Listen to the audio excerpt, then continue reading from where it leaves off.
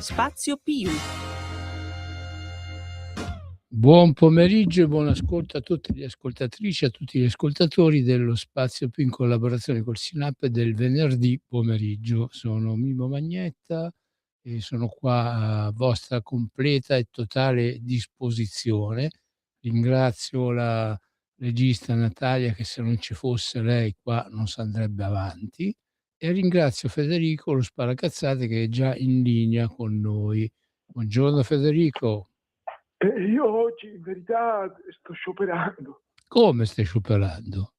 Oggi c'è sciopero dei giornalisti. Ma noi non siamo sempre stati crumiri? Ora cosa facciamo? Infrangiamo un mito? No? No, quello è vero, che noi siamo più figli e ci siamo capiti di quelli. No, comunque in effetti qua bisogna esprimere la completa solidarietà ai colleghi appunto che scioperano. Mi ha stupito una dichiarazione della Federazione Nazionale della Stampa, che è un po' la lega dei giornalisti, cioè non la lega inteso, l'associazione dei giornalisti, che dice che i contributi statali alla carta stampata, cioè media, sono aumentati fino a 500 milioni di euro all'anno, cioè $500 miliardi delle nostre tasche ogni anno va a sostenere la stampa, che in Italia è abbastanza scadente, non la stampa intesa come giornale, la stampa intesa come tutti i giornali. Ecco.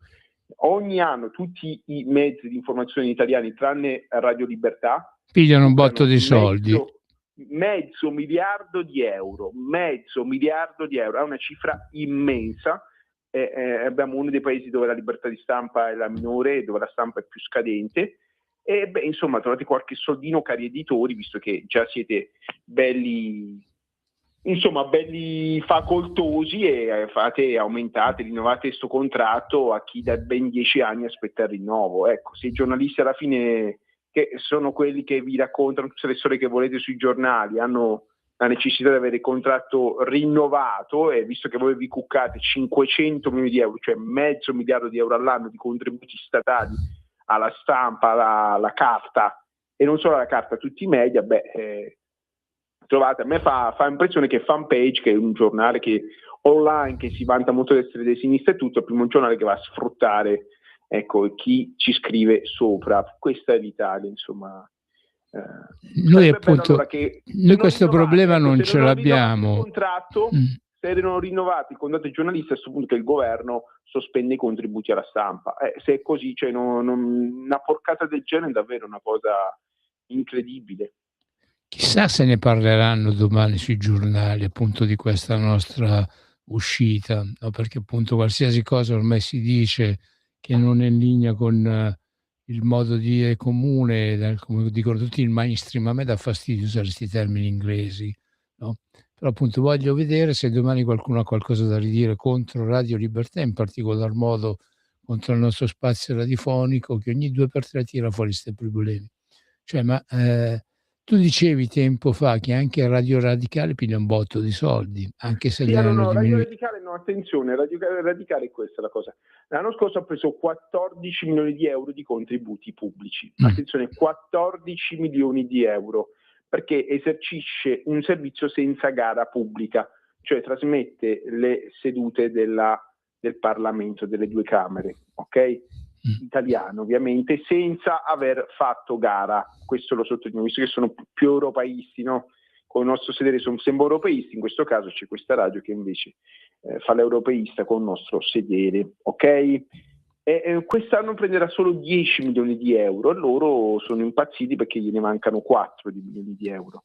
Cioè noi, se avessimo noi 10 milioni di euro all'anno, ma anche 2 milioni di euro all'anno, penso che avremmo tutto d'oro, saremmo a fare aperitivi. Sì, noi ci accontenteremo anche di 2, perché noi praticamente abbiamo dovuto rinunciare al digitale terrestre perché costava 250.000 euro e per noi erano troppi. Io ho dovuto rinunciare alla mia caviglia perché non c'avevo nemmeno i soldi per un ascensore, e io mi sono giocato la caviglia nelle scale, per dirne una, no? Ma ce ne sono tante a cui si possono dire. Abbiamo i nostri registi che vengono pagati un giorno sì e 3 giorni no. Insomma, la situazione è tosta, è dura. Sì, appunto, non abbiamo le frequenze FM, ma abbiamo solo le frequenze in radio DAB. C'è saltato il canale, cioè ogni giorno questa radio deve affrontare un'emergenza, una sfida in più.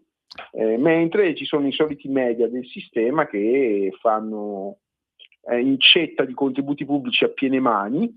E nonostante ciò non riescono a fare un contratto ai giornalisti. Federico, perdona, Federico. Se questi media, no scusa, finisco, se questi media esistono è grazie ai giornalisti che ci scrivono sopra. Federico, perdona la mia irruenza, ma io ieri ho visto su Rai 3 come si chiama quella lì, la giornalista, quella che faceva la trasmissione sulla Sarda, la trasmissione anche sulle galere, ha fatto la Beppi Cucciari, sì. E in pratica qualche giornalista che stava assieme a lui, in pratica dicevano che la televisione pubblica ha fatto una campagna a favore del sì in una maniera terribile, che non ha mai detto una parola contro a favore di quelli che appunto dicevano del no. Praticamente mo il terzo canale si sta vendicando perché sta dicendo di tutto e di più in ogni secondo, non si arrestano, no? Perciò appunto tutti questi giornalisti che appunto fanno, gli editori appunto che fanno appunto i forti con il sedere degli altri, continueranno così, insomma, cioè praticamente accusano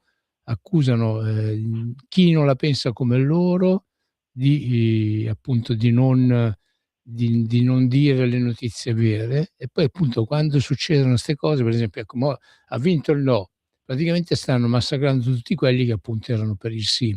Io non voglio pensare a che cosa accadrà a quei giudici, a quei giornalisti, a quegli storici, ai politici che sono stati pubblicati con tanto di foto sul Riformista, dove appunto affermavano che loro avrebbero votato per il sì. Penso che le purghe sono già cominciate. Tu che ne pensi? Non lo so, staremo a vedere man mano che le procure inviano i rinvii a giudizio, gli avvisi di garanzia, ci faremo le idee. Per ora non è ancora partito niente, e qualche testa è rotolata, e penso che le teste che siano rotolate a ragione. Sì, perché gli toccava? Dovevano rotolare prima alcune, una in particolar modo. Molto prima, ora facciamo i nomi e cognomi, tanto non abbiamo peli sulla lingua. Voglio anche dire che comunque tutti i media hanno fatto una campagna a reti unificate per il no, ed è stato davvero un continuo, proprio una cosa continua, come un bombardamento israeliano-americano sull'Iran. È stato una pioggia continua invece che di piombo e di fosforo bianco come usa Israele, e in questo caso di cavolate varie. Però questi dicono che non è vero, che appunto il primo canale e il secondo non hanno mai detto una parola. Non è vero, non è assolutamente vero. Evidentemente questi hanno qualche problema con l'udito. Comunque non esistono solo i media pubblici, sono quelli privati. Devo citare la 7, il 9, l'8. Devo citare Radio 24. E poi io devo citare Federico. Devo citare l'Avvenire. Fermola, Federico. Federico, devi stare zitto. Quando prendo cerco di interromperti. Scusami, se mi fai le domande. Ho capito, ma quando cerco di interrompiti un attimo, perché come tu sai in questa radio diamo sempre la precedenza agli ascoltatori. Se tu continui per mezz'ora a dire tutte le cose tue... hai dato il numero della diretta, fenomeno. Però prima facciamo intervenire gli ascoltatori e poi dopo diamo il numero. Però puoi dare tu il numero della diretta se lo sai a memoria.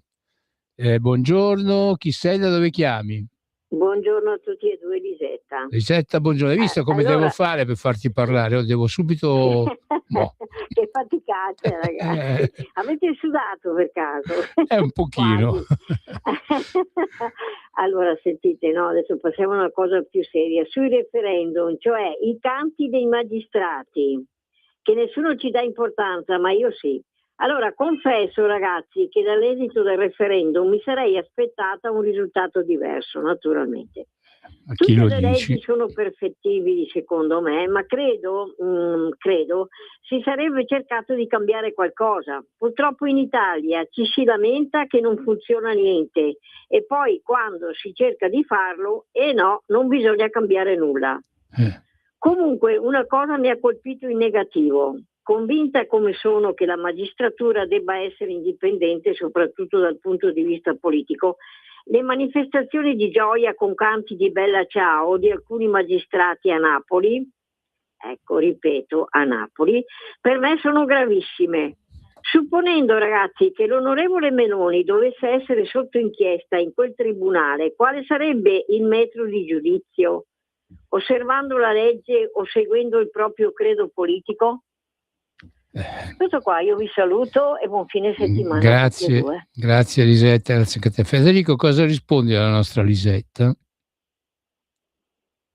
Noto che ora ti fa comodo che parlo, perché tu non sai cosa rispondere e quindi chiami il fenomeno dall'altra parte. Sì, tu sei il fenomeno, ti faccio parlare, abbi pazienza.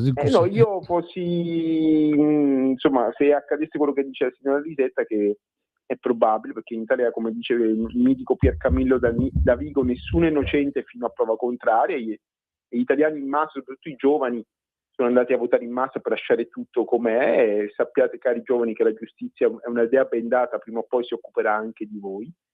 Non è una minaccia ma una constatazione, chiudo la parentesi. Come si è occupata di me, di Mimmo, di tantissimi. È una promessa. La verità, in Italia noi abbiamo un tasso di litigiosità che è superiore a quello della Bosnia e Erzegovina, nonostante abbiano avuto una guerra civile lunga quasi un decennio. Salutiamo gli amici di Sarajevo e di Bagna Luca che ci ascoltano un sacco, tra l'altro. Noi nei Balcani siamo seguitissimi, e chiudo la parentesi. Però è un paese con una litigiosità elevatissima, e in particolare le regioni del meridione, dove è molto facile finire davanti a un giudice. La cosa bella delle regioni del sud è che la giustizia funziona talmente male che anche se aprono un processo comunque va in prescrizione o va in procedibile, perché il problema al nord, dove la giustizia funziona, invece passi guai. Ed ecco come funziona il sistema giudiziario italiano. Io ho qualcuno che ha da ridire pure su come funziona nel centro Italia, perché anche nel centro Italia ci sono vari lamentele, soprattutto in certi settori della magistratura. Mi riferisco a quella di sorveglianza, dove se si desse da fare come dovrebbe e potrebbe, perché non gli manca il personale, gli mancano i giudici, per esempio il problema del sovraffollamento sarebbe parecchio ridotto nelle prigioni. Ma anche qua a Lombardia, Mimmo. Comunque 0292947222, ripeto 0292947222, per chiunque volesse intervenire in diretta. Ribadisco che oggi è venerdì 27 marzo 2026. A Milano mi segnano, il mio orologio segna 19 gradi attualmente, quindi non so se è imbriacato l'orologio, può darsi. Comunque siamo rigorosamente in diretta e sono le ore 15:14. Ecco. Quindi così. Io devo aggiungere una cosa. C'è Marisa che ci manda un WhatsApp e ci scrive: scusate, mi spiegate perché la nostra radio non ha contribuito come gli altri? Marisa, mi fai un favore, puoi precisare? Non ha contributi come gli altri, non contribuito. No, perché a contribuire già contribuiamo con un sacco di tasse. Ci sono presi tutto, di sto passo ci chiederanno anche la regista, impegno. Tra l'altro altri 2 registi se li sono già presi, gli hanno messo le ganasce fiscali, sono al deposito di via Ripamonti a Milano, e quindi ci resta solo Natalia. Non vorremmo che prendessero anche lei e la mettessero in deposito, perché è l'unica buona che ci resta. Che poi saremmo fottuti, perché se non ci fosse Natalia qua, le nostre dirette del martedì e del venerdì salterebbero, non solo le nostre, ma anche le altre mitiche trasmissioni che ci sono. Altro che microfono d'oro. Ecco, di microfoni neri qua ne vediamo e come, invece ce ne sono una marea. Poi noi non ci azzittiamo mai, riusciamo appunto a essere sempre, ad anticipare sempre. Noi tante volte in passato abbiamo parlato di alcune situazioni. Del Mastro, ad esempio. Noi di Del Mastro ne abbiamo parlato male, io soprattutto, nonostante le minacce che mi arrivavano più e più volte, oppure detto in diretta, era una persona assolutamente inadeguata al proprio ruolo. Mi è dispiaciuto che insomma il referendum sia dovuto andare male, per dirgli: senti, non è cosa tua, esci, vai a fare altro. La cosa grave che ha combinato, ribadisco, un sottosegretario alla giustizia con delega alla polizia penitenziaria, ecco, che si mettesse in affari con un signore, Caroccia, che era il prestanome della Camorra a Roma, del clan senese, cioè uno degli uomini, insieme a Massimo Carminati e insieme a Casamonica, che si comandavano Roma, almeno secondo le inchieste della Procura di Roma. Davvero un fatto gravissimo. Ho i miei dubbi che lui non sapesse chi fosse Caroccia, e voglio ricordare che insomma il regolamento della polizia penitenziaria e dei dipendenti dell'amministrazione penitenziaria sono severissimi in casi simili. Io ho letto sul Fatto Quotidiano qualche giorno fa tutta una serie di regole che vengono, che colpiscono i comportamenti dei poliziotti penitenziari che non si attengono appunto a certe regole rigide, no? Ma appunto lì parlavano evidentemente di semplici agenti o poco più che graduati, insomma, in cui appunto c'erano tre forme di punizione: il richiamo, aiutami tu che forse sei più edotto in questo. Quali Non lo sono? so, se il richiamo, la deplorazione e la destituzione, penso, erano queste tre, se non erro. Tuttavia è grave, e voglio anche dire una cosa: il signor Del Mazzo è un onorevole, è un deputato della Repubblica, da quello che ho capito, e lui non ha nemmeno comunicato alla Camera, perché è necessario ogni anno redarre una specie di questionario dove si dichiarano gli interessi fiscali, aziendali, patrimoni che un deputato possiede. Lo prevede la legge della Camera per la trasparenza. Vabbè, non l'ha fatto in tempo, ecco. Federico aveva appena No, cominciato che subito gli hanno messo il sale sulla coda, dai. no, Mica è io come perché la invece Santa andava Anché, avanti da invece che tempo sono e anni.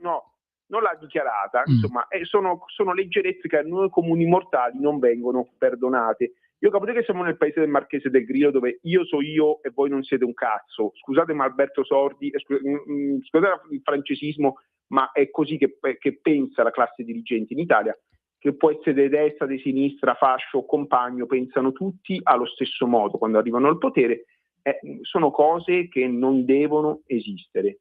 Però voglio anche apprezzare, insomma, la differenza che gli uomini della Lega che sono al potere, che sono là, tipo il sottosegretario Andrea Ostellari, fanno, perché mentre vediamo questo sfascio in Fratelli d'Italia e poi andremo avanti con altri nomi e altre gustose storielle, vediamo una bella differenza delle donne e degli uomini della Lega. È vero che le procure della Repubblica sono attentissime a quello che fanno la Lega, a quello che fanno le loro donne e i propri uomini, insomma, della Lega, i componenti della Lega. Però insomma c'è una netta differenza, chissà perché chi lavora poi è sempre la Lega, poi molti si lamentano, ma non ci siete, non rispondete, e ci credo, se tocca a fare tutti quelli della Lega, quelli di Fratelli d'Italia fanno altro, pensano.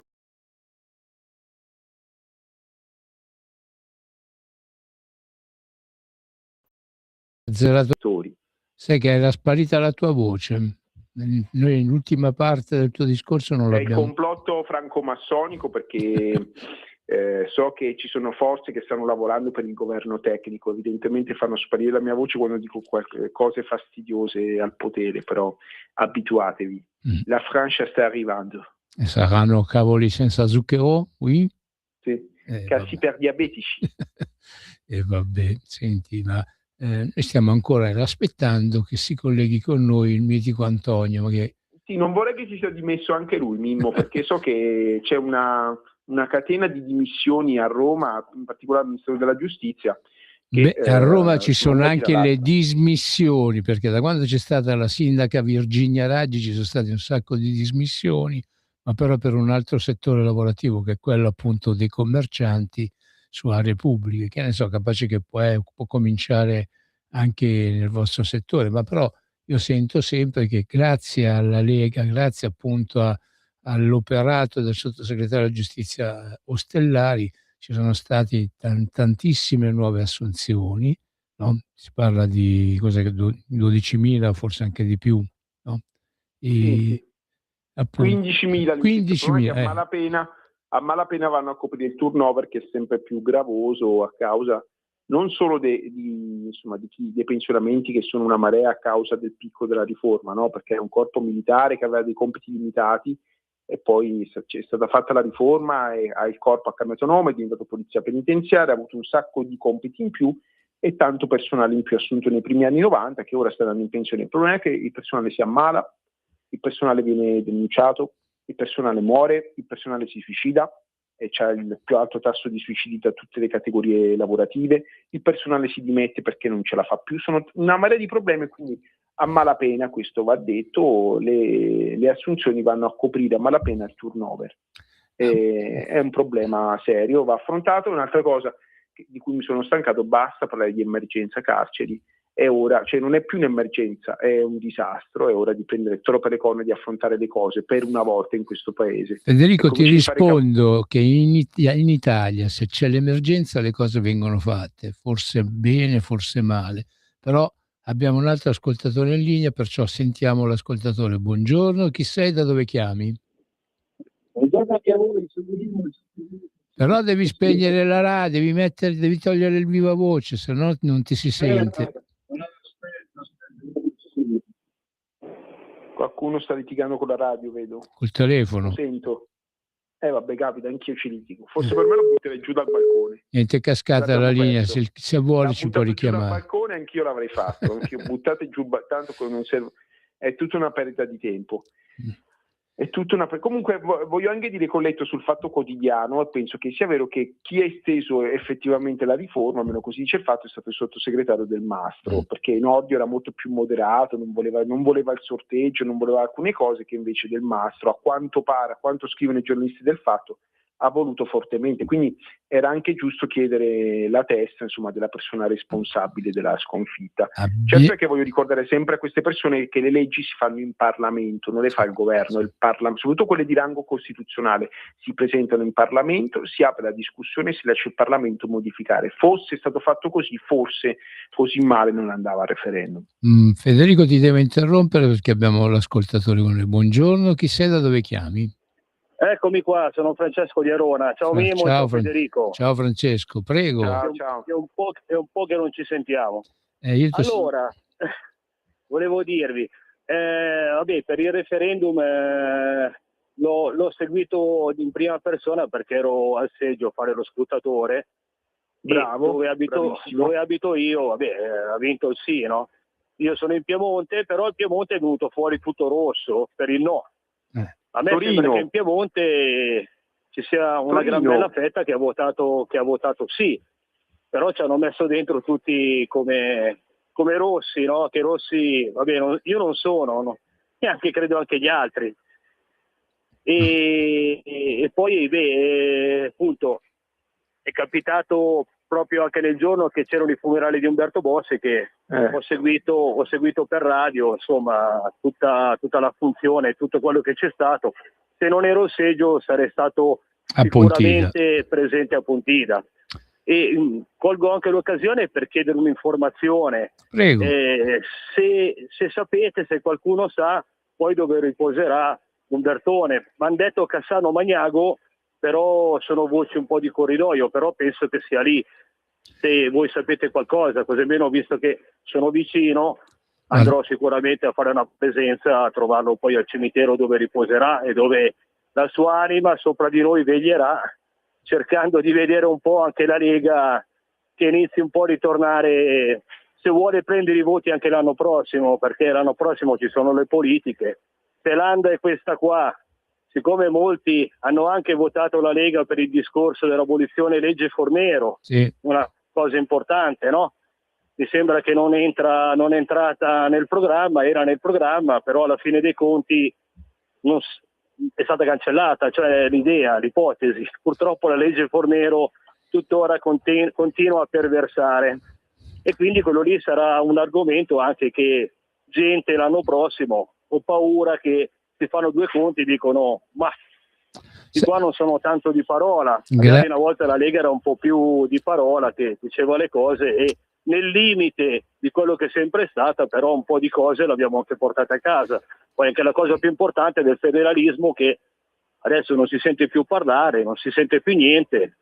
Se vogliono prendere dei voti e qualcuno essere riconfermato a Roma, mi sa che devono farsi un po' un esamino di coscienza e cercare di capire un po', di portare a casa qualcosa di buono l'anno prossimo, perché sennò questo referendum mi sa che è l'antipasto di quello che accadrà l'anno prossimo, perché l'alternativa non è valida. Purtroppo sono quelli lì, ma mi sa, ho paura, brutto presentimento, che ce li dovremo trovare. Ho paura, speriamo di no. Speriamo tu abbia torto, Francesco, speriamo tu abbia torto, perché già ce li siamo cuccati per 10 anni, questi hanno governato loro pur non avendo mai vinto un'elezione. Sì, non l'hanno mai vinto un'elezione, cioè democraticamente, se vengono eletti, d'altronde vinceranno loro, perché i presupposti, da quel chiari di luna che mi sembra di capire, ho già una brutta visione. Speriamo che venga smentito, però comunque a partire dal segretario Salvini, che inizi un attimino un po' a ritornare, ok, va bene la presenza con la camicia verde, va bene che si parli di quando c'era l'Umberto Bossi e la Lega Nord, però vediamo di mettere in pratica queste cose, perché secondo il mio punto di vista molta gente potrebbe anche votare, però non illudere le persone con la legge Fornero, che poi dopo sparisce dal programma di governo e però era nel programma elettorale. Francesco, glielo faremo presente da ogni trasmissione in avanti, perché appunto c'è da lavorare parecchio. C'è da lavorare parecchio, il problema, da conquistare la fiducia di tanta gente che si sono un po' allontanati, me compreso,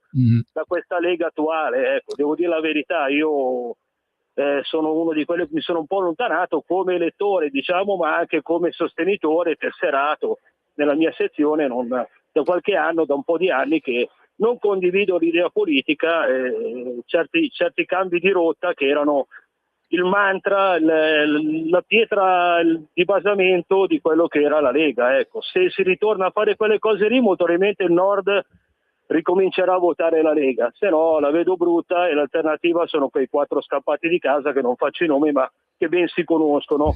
E poi adesso vi saluto, cercate di farmi sapere se è possibile, se dirlo, se si può dire. Francesco, appena avremo la certezza di dove riposano le ceneri te lo faremo sapere, ti chiameremo direttamente. Grazie del tuo intervento. Grazie mille, buona giornata, un abbraccio, e la vostra trasmissione è sempre uno spettacolo, specialmente il Fede.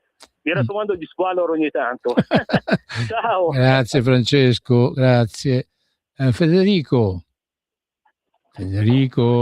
Sì, tra l'altro ne approfitto perché non ho capito una cosa. Gino Paoli è stato cremato e poi le sue ceneri sono state buttate nel mare. A Bocca di Asse, dove lui abitava. Io dico sempre a mia moglie che se muoio non voglio finire a San Maurizio all'Ambro, al cimitero di San Maurizio, ma voglio finire nell'Ambro, voglio che le mie ceneri vengano. Mi hanno detto che non è possibile una cosa illegale. Io voglio capire perché a Gino Paoli tutto è concesso, compreso che le sue ceneri vengano disperse nel Mar Tirreno, e invece le mie ceneri non possono essere disperse. Quando tu scriverai una canzone al pari del cielo in una stanza, ci potremo anche ripensare.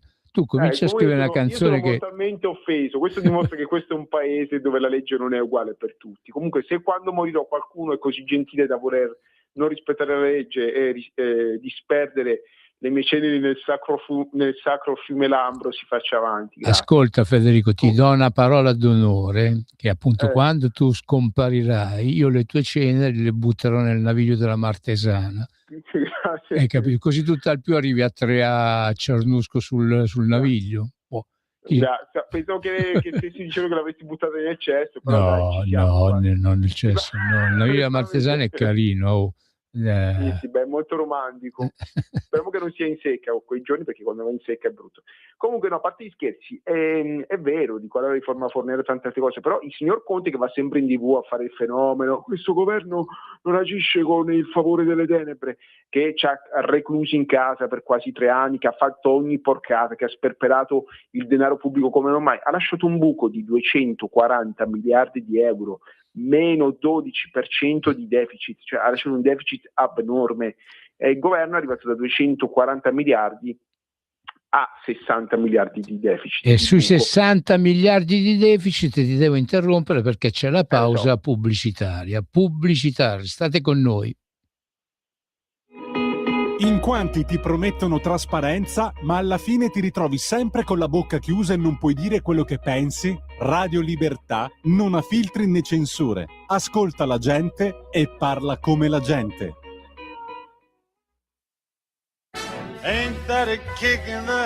Ascolta i tuoi programmi preferiti, le notizie, la musica che ami e non solo. Con l'app di Radio Libertà puoi interagire con i conduttori, anche quando sei in movimento. Non aspettare, cerca Radio Libertà nello store del tuo smartphone o tablet e scarica l'app gratuitamente. Radio Libertà, tutta la radio con te.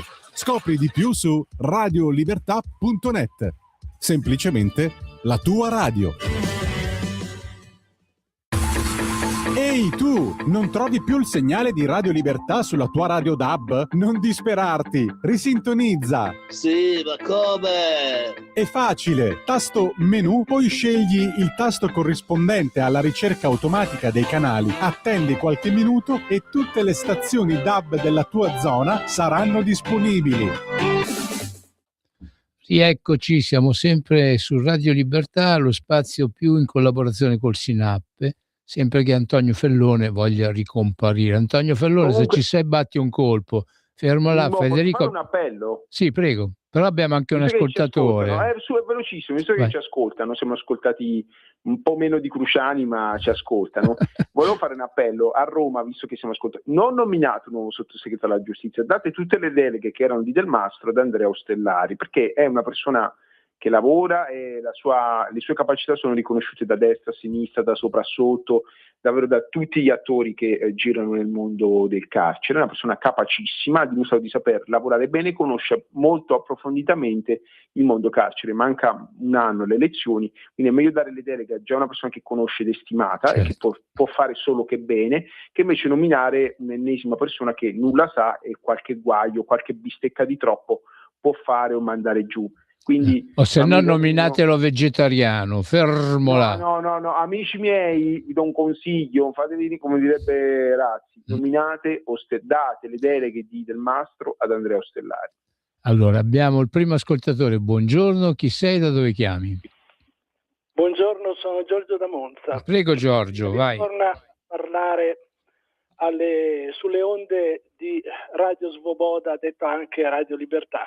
No, volevo rispondere all'amico che ha telefonato dal Piemonte, che aspettava la cancellazione della legge Fornero. Ma io da dei militanti della Lega, che sono in Lega da 20-30 anni, io ci sono stato 29 anni, mi aspetterei un po' più di perspicacia. In che senso?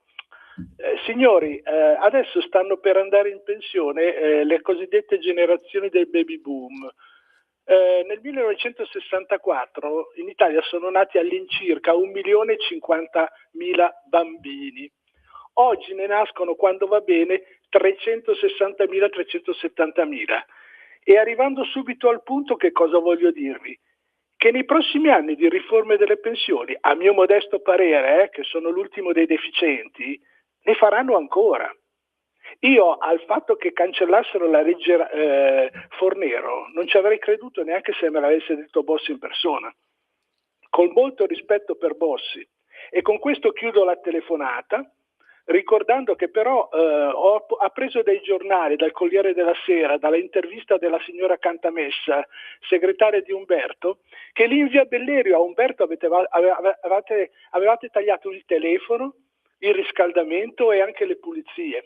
Praticamente l'avevate isolato, non l'avevate soltanto emarginato. Perdonami. In radio. Comunque in radio ci hanno tolto la fotocopiatrice, le linee telefoniche, cioè è una cosa che ha colpito tutti i palazzi di via Carlo Barello, non solo Bossi, non ci sono più i soldi, carissimo, guarda, non c'è nemmeno l'ascensore, mi sono rotto la caviglia, cioè, abbiamo delle problematiche che voi non potete immaginare, insomma. Calcola che io sono 25 anni che vengo qua in trasmissione, faccio trasmissioni completamente a gratis e a volte mi sono dovuto portare, non dico la cuffia per fare la trasmissione, ma addirittura la carta igienica. Perciò parole poche, fatti tanti, mandateci, visto che tu dici che sei stato anche leghista, se puoi mandaci qualche, anche generi alimentari. Noi sono anni che continuiamo a ripetere quello che sono appunto i riferimenti per mandare donazioni alla radio e anche al partito. Sì.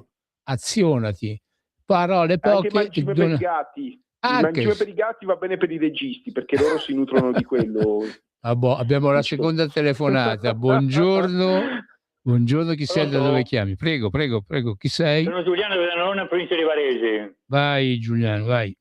Prego. Voglio dirgli che le ceneri di Bossi sono stati messi a casa sua a Cassano Magnago. Ok. Te capì, Francesco D'Arona? No, aspetta, no, ma la fonte, carissimo ascoltatore, scusami, la fonte è affidabile, metti la mano sul fuoco. Cioè, io sento in televisione che le ceneri sono state messe è stato cremato, no? Sì. E le ceneri sono state messe a casa sua di Cassano Magnago. Ok, quindi questa è un'informazione che c'è direttamente dal territorio, perché noi ci teniamo ad essere attendibili. Ok, perfetto, Sì. grazie. Grazie Giuliano. Grandi auguri della trasmissione. Grazie. Grazie. Quindi vedete, siamo meravigliosi, questo è il territorio che parla e da chi è in prima linea siamo felici di fare informazione così. Grazie a chi ci ascolta, perché noi impariamo ed apprendiamo sempre tra di loro, e c'è un botta e risposta meraviglioso. Sai che praticamente siamo orfani oggi, mi è venuto a mancare Antonio Fellone. Da fare meglio, c'è una festa a Brescia con i suoi colleghi, me l'aveva detto, guarda, io ho questa festa e non so se ci sono, ha fatto bene, beato lui. Noi abbiamo altro da fare però, Mimmo, perché c'è stata una festa anche per noi comuni mortali, ho detto, c'era gente che là non ci doveva stare ed è dovuto accadere un referendum per far saltare qualche testa, tutti di Fratelli d'Italia, manco a farlo apposta. E beh, Federico, ci aggiungerei anche quelli di Forza Italia, cioè di... Sì, però finiamo con gli altri due. La signora Bartolozzi, che so che era in pratica la badante del povero Nordio. Il ministro Nordio era succube della signora Bartolozzi, almeno così scrivono i giornali, e quindi è stato buono che anche lei lasciasse, era giusto così. Anche perché errori della comunicazione gravissimi sono stati fatti, di fatto, insomma, tendersela con un povero signor anziano come il ministro Nordio, come sembra abbia fatto lei, è una cosa che poco fa onore. E poi soprattutto, Mimmo, posso dire che ci ho goduto. La pitonessa. Sì, la santa anche. Noi chiedevamo da anni le dimissioni di questo soggetto, di questa persona arrogante ed incapace, che era là grazie alle amicizie, una persona che nemmeno il voto di sua madre portava, una persona accusata di accuse gravissime, tra cui falso in bilancio e truffa ai danni dello Stato. Cioè, capite, cari amici a casa, che non possiamo, cioè non si può. Questo è Fratelli d'Italia, magari la Lega doveva fare più casino, doveva chiedere di più, doveva votare insieme all'opposizione la sfiducia. Visto che alla Lega è sempre stato chiesto tanto, ecco, compreso a Salvini, di rinunciare a fare il ministro dell'Interno, è stata una rinuncia gravissima e pesantissima per tutti noi, avrebbe dovuto pretendere ogni volta il massimo della trasparenza e della chiarezza. Ecco, una persona con delle imputazioni così gravi, il ministro non lo può fare, ma nemmeno in Burkina Faso, non esiste nessun posto al mondo una cosa del genere. Ma la signora Garnero, Federico, la signora Garnero non è una pitonessa, è peggio. Qual è il serpente quello più velenoso? L'aspide? Il corallo. Ma come sei bello, serpente corallo. Senti Federico, abbiamo con noi ancora Francesco D'Arese che ci aveva chiesto appunto delle ceneri. Di Arona. Francesco, sei con noi? Sì, Arona, in Piemonte, in provincia di Novara, sul Lago Maggiore, dove c'è San Cardone. Beata a te che sei in un posto bellissimo. Allora, come hai sentito da Giuliano, appunto, Giuliano dice che le ceneri sono a Cassano Magnago. Noi però appunto... Infatti quello lì era quello che immaginavo anch'io, e volevo dire anche ringraziare, perché anche la radio è una cosa che ci unisce, che cioè, anche una cosa, uno che chiede, c'è già la risposta, ma comunque tengo per buona, perché sicuramente è così. Lui ha detto casa, ma presumo che sia nella tomba di famiglia, ecco, perché si possono tenere anche a casa, ma se era a casa magari poteva essere gemonio, perché si può tenere l'urna in casa, con le leggi che ci sono, si può tenere. E poi volevo fare un appunto a quel signore invece che ha chiamato citandomi, che vabbè che io non sono uno sprovveduto che ho votato la Lega perché aveva promesso quella cosa lì. Io ho detto, tanta gente, io la Lega l'ho votata, a prescindere che diceva questo o quell'altro, come ho sempre fatto.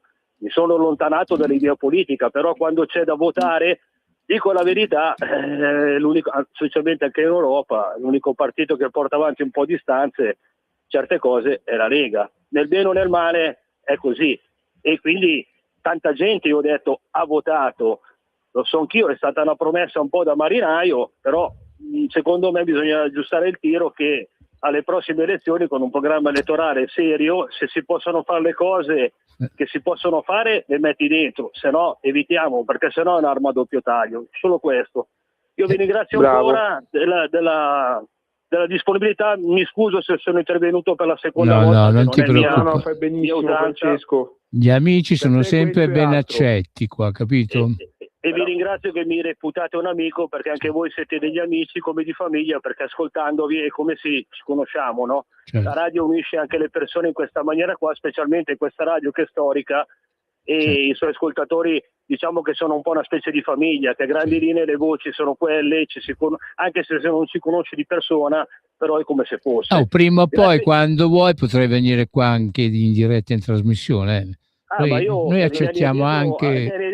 sono già stato ospite un po' di trasmissioni, un po' di anni che non vengo giù più a Milano, però comunque avrei veramente piacere, prima o poi vengo giù a trovarvi di persona, vi porto giù anche i cioccolatini che facciamo qua da Arona, che c'è una fabbrica che fa il cioccolato, che avevo già fatto assaggiare anni fa giù lì a Radio Libertà. Francesco, se non vieni ti veniamo a cuccare noi però ad Arona, voglio... Venite, intanto mi conoscono praticamente tutti, basta che chiedete.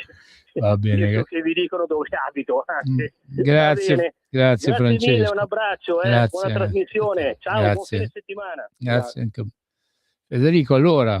Sì, tra l'altro, visto che parliamo di Arona, io ho conosciuto mia moglie che lavorava ad Arona, viveva a Novara ma lavorava ad Arona, e nemmeno a farla apposta, oggi mia moglie fa 31 anni e lei ci teneva che io gli facessi gli auguri. Allora glieli facciamo subito, tanti auguri. Privatamente per farmi, no, a parte gli scherzi, tantissimi auguri Rosanna. Gliela cantiamo la canzoncina, tanti auguri a te. No? A sti livelli no, però è giusto, visto che mi è venuto in mente Arona, mi è venuto in mente che era giusto fare gli auguri, volevo fare a fine trasmissione, glieli faccio ora, così lei è contenta pure. Questa d'altronde, Federico, è una radio vera la nostra, cioè noi le cose proprio le facciamo, le diciamo con la nostra voce, ma sgorgano dal cuore e tante volte anche dalla panza. No. Quando sgorgano dalla pancia bisogna stare più attenti, perché vengono fuori anche le denunce, vengono fuori i processi e vengono fuori. Non abbiamo padroni, ecco, no. Non c'è una famiglia che è padrona di tutto come Forza Italia e la famiglia Berlusconi. Apposta di questo volevo parlare. Guarda, è una cosa vergognosa. Cioè io, a me Gasparri non mi è mai stato tanto particolarmente simpatico, però appunto il fatto che l'abbiano fatto fuori, perché praticamente l'hanno fatto fuori, ma più che quello, io ultimamente sono tempestato da un tizio di cui non faccio il nome, su Facebook, su YouTube, ogni volta che accendo il telefonino mi esce fuori questo, che ha votato il no, ha fatto propaganda appunto per votare il no. Se poi dopo viene fuori la notizia che su 4 elettori di Forza Italia 3 hanno votato no, dico, ma fatevela qualche domanda. Sì. Dove governano tra gli altri gli amici della signora Berlusconi, voglio dire che in Calabria governa, come si chiama, Occhiuto, che è un amico della famiglia, in Sicilia c'è Schifani, che è un amico della famiglia, cioè proprio gli uomini di Berlusconi. Io al nostro ex direttore, perché Matteo Salvini è stato anche il nostro ex direttore, un consiglio lo darei. Cioè, ma questi hanno rotto 3/4 di non vi dico che cosa, insomma. Cioè, non è possibile, questi non hanno fatto assolutamente nulla. Cioè, che cosa ci stiamo a fare noi con questa gente che appunto ci naviga addirittura contro?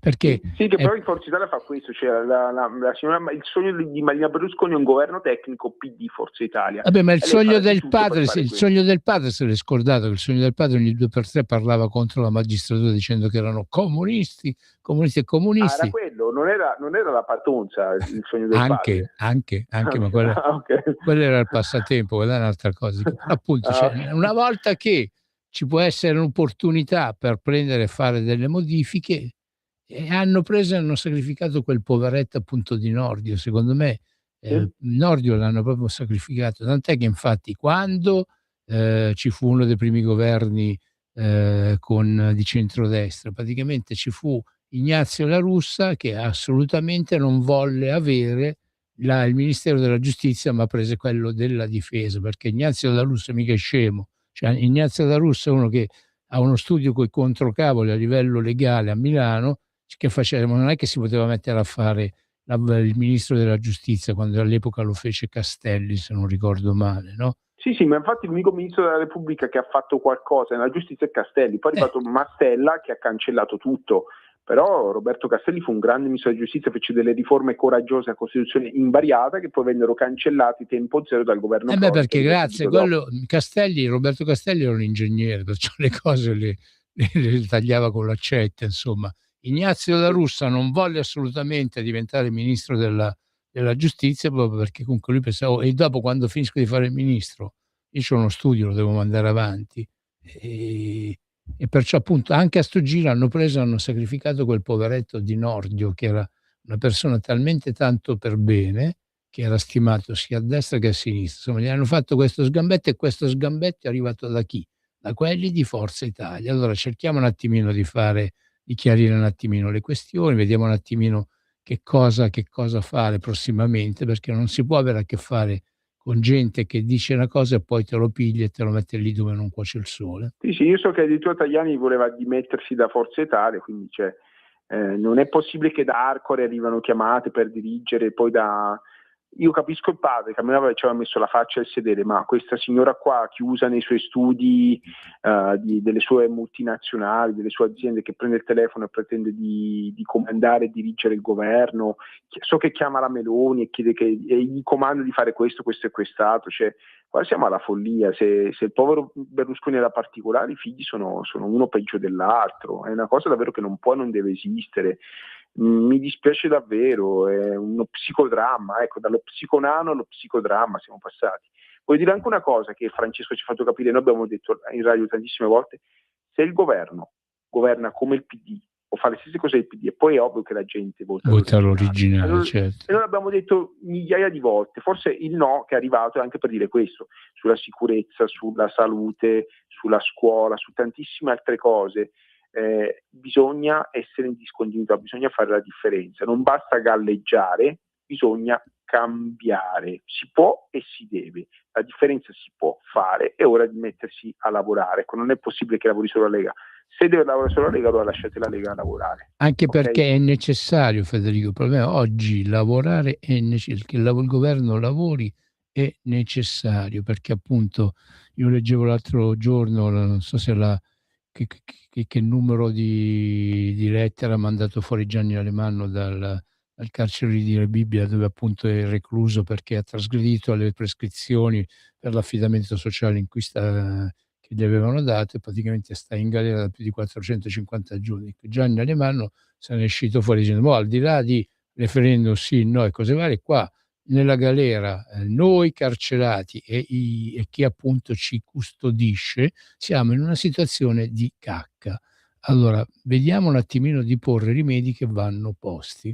Ripeto, bisogna, se in galera c'è il problema del sovraffollamento, del poco organico, sia per quanto riguarda gli uomini e le donne della polizia penitenziaria, ma anche per quanto Antonio Fellone dica che appunto come organico anche i direttori e gli educatori hanno raggiunto il loro livello, però evidentemente sono sempre pochi, perché io sento da tanti che appunto lavorano all'interno delle prigioni che ci sono per direttori, ci sono educatori che devono avere a che fare con centinaia e centinaia di detenuti ogni giorno, e chiaramente non ci riescono, insomma. Allora vediamo appunto di risolvere queste cose.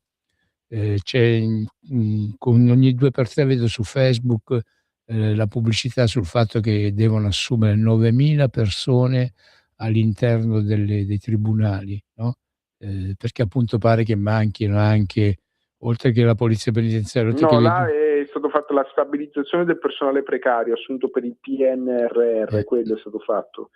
Ecco le famose 9.000 persone. So che comunque c'è stato un piano di assunzioni, però qua parliamo dato, qua è un problema di gestione, ci sono problemi di gestione gravissimi, l'abbiamo denunciato più volte, però bisogna intervenire in via straordinaria, non si vuole fare, almeno chi era sottosegretario alla giustizia fino a qualche ora fa diceva che andava tutto bene così, e ora si pagano le conseguenze. Se c'è un'emergenza si commissaria, si prendono misure straordinarie, se si nega l'emergenza si governa bene, invece non funziona né in una maniera né nell'altra. In questo paese viene commissariato qualsiasi cosa, commissariano le aziende, commissariano gli enti pubblici, commissariano i comuni, anche quelli che funzionano bene, lo sappiamo, lo fanno in continuazione. Hanno commissariato l'INPS e l'INAIL, l'unica cosa che funziona male, di male in peggio, è il settore delle carceri, e va tutto bene così, andiamo avanti così.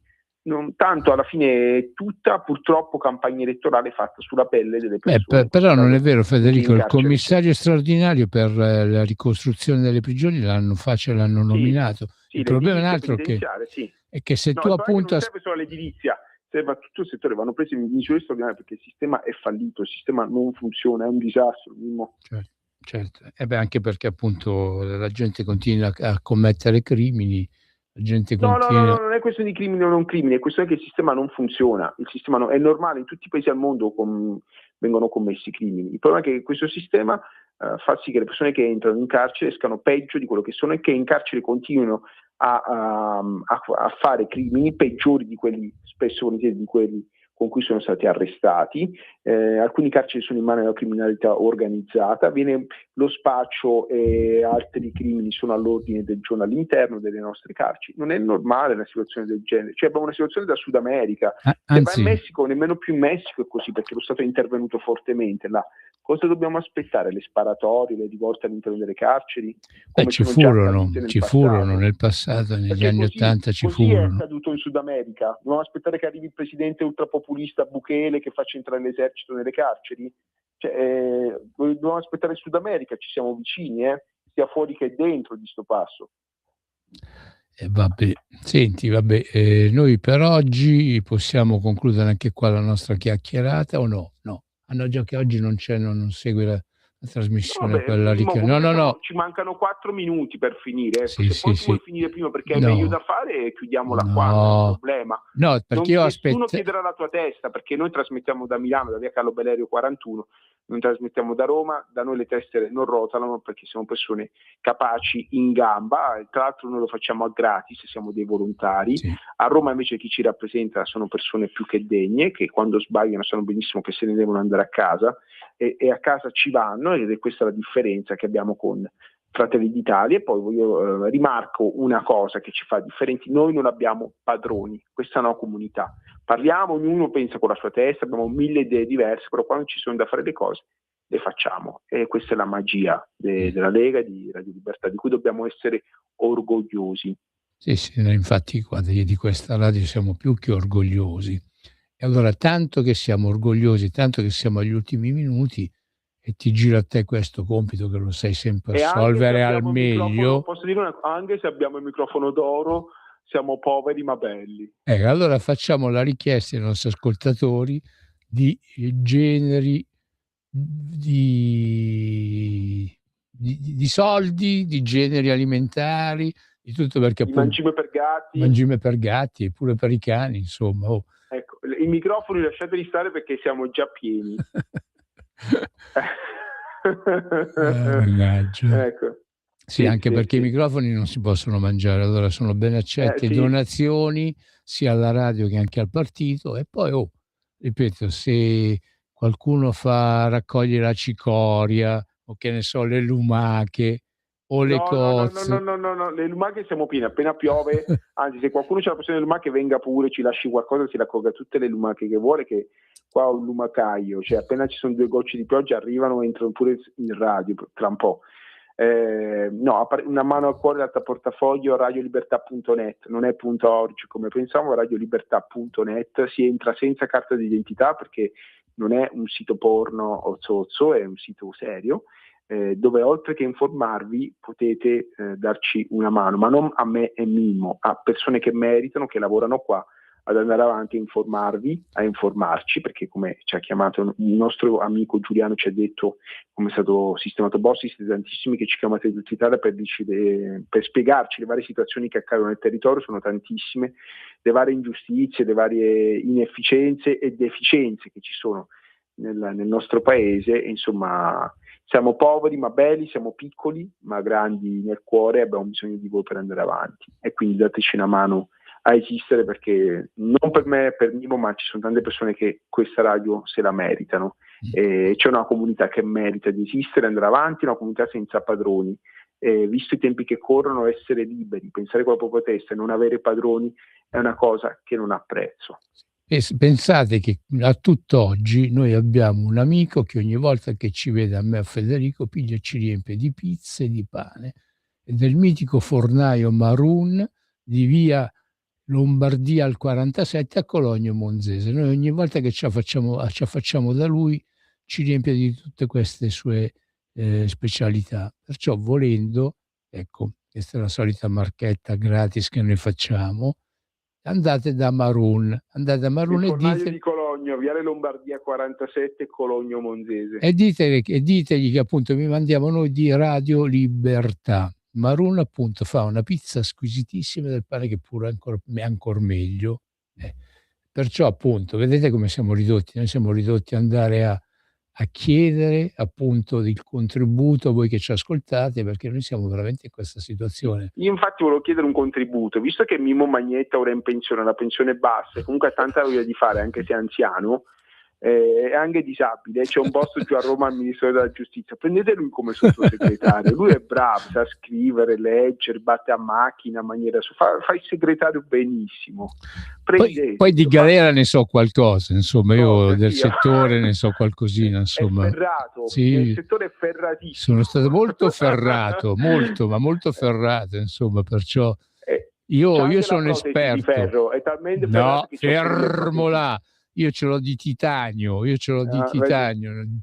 perché se no di ferro suonerebbe sotto i metal detector. Amici, le protesi, non la protesi, che sennò qualcuno a casa poi pensa che qualcosa là. No, le protesi, non la Vabbè, insomma, penso che questo dazio è giusto che lo paghino le nostre ascoltatrici e i nostri ascoltatori, cioè qualche volta dovete anche sentire le nostre cazzate, no? Giusto? Considerate che appunto c'è tanto da piangere qua, considerando il mondo in cui viviamo, nelle situazioni in cui ci troviamo, un mondo davvero che sembra sempre sull'orlo di esplodere. Calcola che prima ci diamo addosso qua. I nostri ascoltatori ci hanno parlato appunto del fatto che la Fornero, questo, ma io di una cosa sono contento, del fatto che Gasparri si sia tolto dei coglioni e che in una delle tante manifestazioni che noi a cui abbiamo partecipato come organizzatori e anche come partecipanti contro la Bolkestein a favore degli ambulanti, una volta io e Federico lo incontrammo e lui stava andando a firmare quella questione, quella grossa fregatura che era il CIL, come cavolo si chiamava Federico? Il CETA, ma Mimmo, senti, però una cosa me la devi togliere, visto che hanno nominato la Craxi, ma Fanfani aveva dei figli pure, perché a questo punto noi nominiamo anche il figlio di Fanfani, lo prendiamo su al governo e sistemiamo tutti i figli dei vecchi. Beh, vabbè, ma dai, la Craxi comunque è una brava donna, è una che in politica già da diverso tempo, insomma, però appunto Gasparri è quello che appunto voleva andare a firmare il CETA, ma praticamente invece è passato il Mercosur in praticamente. Cioè no, però attenzione, il Parlamento europeo l'ha bloccato, è ora al vaglio di un tribunale europeo, quindi potrebbe darsi che forse non passerà mai. Vediamo quello che accade, speriamo bene, dai, speriamo. Va bene, insomma, va bene. Comunque, chiudendo con chi vive sperando muore cagando, qua siamo oltre ogni limite, oltre ogni tempo come al solito. Allora ci pregiamo di salutarvi e di ringraziarvi per l'ascolto. Ringraziamo anche Antonio Fellone che se la sta spassando a Brescia con i suoi colleghi. Okay. Grazie Antonio, stacci bene. Bene anche per noi, andò. Vabbè, grazie a tutte quante voi per l'ascolto, per la pazienza che avete nello stare a sentire tutta la sequela di accidenti vari di cui ogni tanto a me e Federico scappano fuori, e proseguite ad ascoltare le trasmissioni su Radio Libertà. Io rivoglio indietro la mia caviglia. Ciao. Ciao. Avete ascoltato